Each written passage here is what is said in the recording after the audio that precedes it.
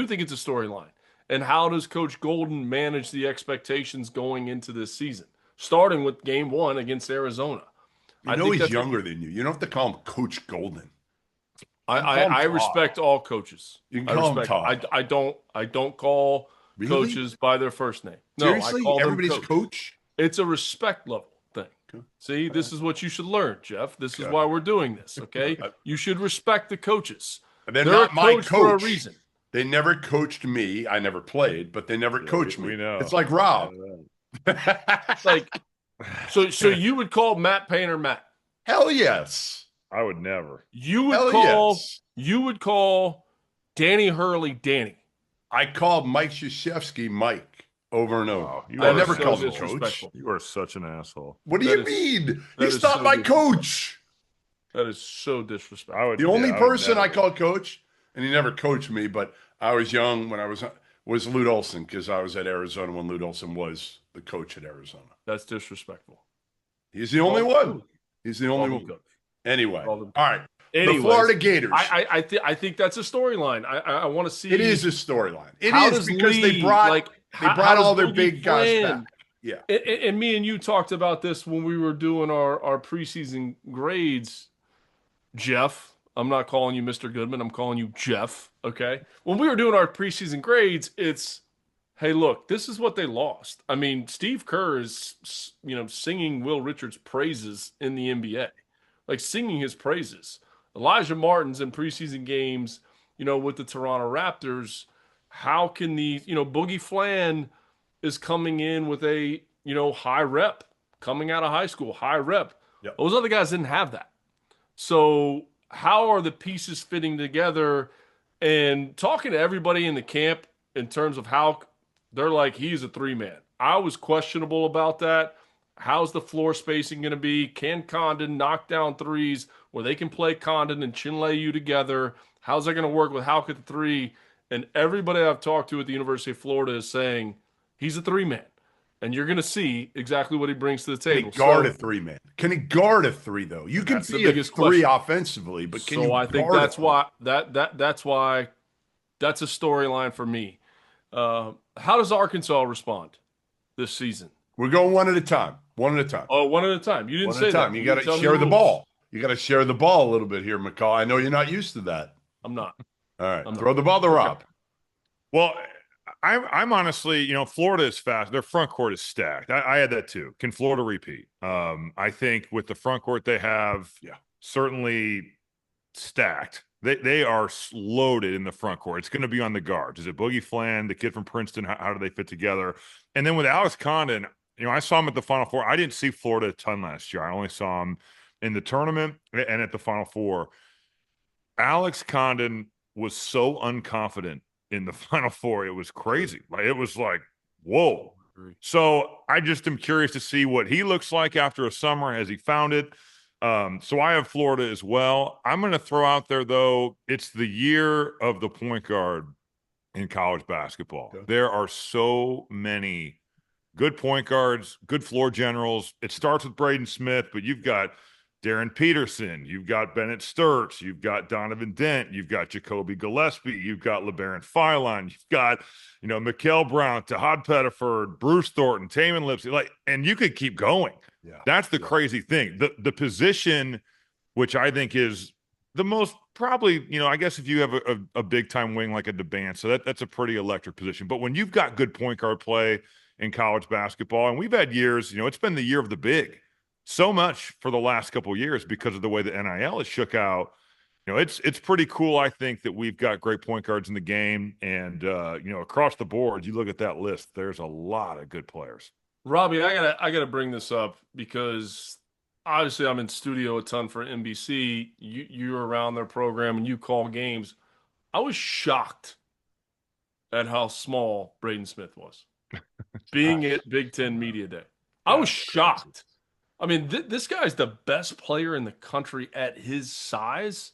It was, I'm sitting there and you're listening to Coach Paint, you're listening to him talk and Fletcher Lawyer and, the sacrifice in terms of the NIL. Those guys could have gone anywhere and made more money, but I'm sitting there like mesmerized. But by how small he is. He's got really long arms though. He's got a big wingspan, but it's still, you think about what he did to Houston last year. I mean, Houston with small guards and the way they trap, they punk a lot of those guys, but they didn't punk him. He had 15 assists. It's crazy.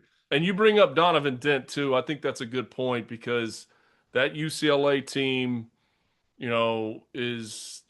built to, with Bilodeau coming back, his ability to shoot threes was Donovan Dent the missing piece.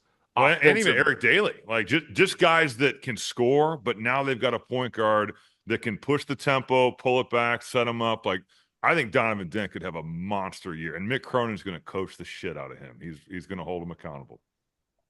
All right, so I like that. I like both those actually, but I'm going to go with this year. A lot of the older, the COVID year's gone. You still have older dudes in college basketball, but I think now you have the end of the COVID year and a really good freshman class. Yeah. I think it's going to be the year of the freshman. I really believe that. Last year we had Cooper Flagg, the year of a freshman, because Ace Bailey and Dylan Harper were on a team that was irrelevant after the first, month of the season. This year you have so many good freshmen. Rob mentioned Darren Peterson. He's going to be a superstar from day one at Kansas. Maybe the best player that Bill Self has ever coached. Think about that. Think about that statement. Right. He might be. People keep saying that, which is amazing. Yes. Well, Joel was still kind of coming into his own. Wiggins was up and down. He's had some really good players, but Darren Peterson's going to have a lot of weight on his shoulders too. He's going to have to do a lot. And one of his former assistants said that to me. This is the best player Bill Self's ever coached. That's crazy. So Peterson at Kansas, AJ DeBonsa at BYU, a preseason top 10 team. Cam Boozer at Duke, a top 10 preseason top 10 team. Nate Ament at Tennessee is going to be really good. Mikal Brown is a stud at Louisville, top 10 team. Darius Acuff, point guard, freshman at Arkansas, top 10-ish team. Caleb Wilson at Carolina is there are just so many load. I mean, don't leave out the big fella. Who'd I forget? Chris Senac. At Houston. Going to play a lot. Going to be a really good player. Koa Pete is going to be awesome at Arizona. Absolutely awesome. I just think this is going to be the year of the freshmen again. After a couple of years, let's face it, the classes were not good. They were not good, and they were 18-year-olds going up against 24, 25-year-olds, so there was a huge disparity. There's still 24 and 25-year-olds in college basketball. They just aren't quite as many. But there's also, Jeff, the high end outside of Cooper. You mentioned DeBansa, Peterson. Like, this is a year where NBA teams, you should tank. If you're going to not be good, you should tank. Absolutely. Because there's guys that you can get in the draft if the lottery falls your way that can change your franchise. I just think there's guys that, other than Cooper, there weren't a lot of guys last year that were like electric, that you were like, I got to watch him tonight. Now I think you're going to be like, holy shit, I can't wait to see what Darren Peterson or DeBansa, AJ. Yeah. Even totally. Braden Smith as a senior, yes, you've seen him over and over, but it's still, I can't wait to see every team, Mikal Brown, every team seemingly has one now. Boozer is probably the most boring. But he's the best winner maybe that high school basketball in AAU has ever seen. We've never seen anything like him. You know who also is a freshman that you didn't mention, Jeff, but I think should be is Yesufu at Baylor. Yeah. I saw him at the Hoop Summit. For one, he's a grown man. He scored 5,000 points in the state of California in high school.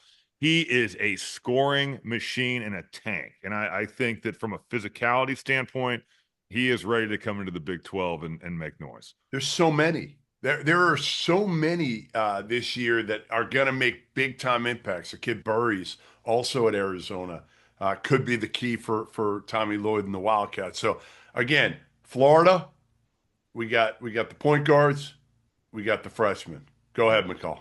What do you got?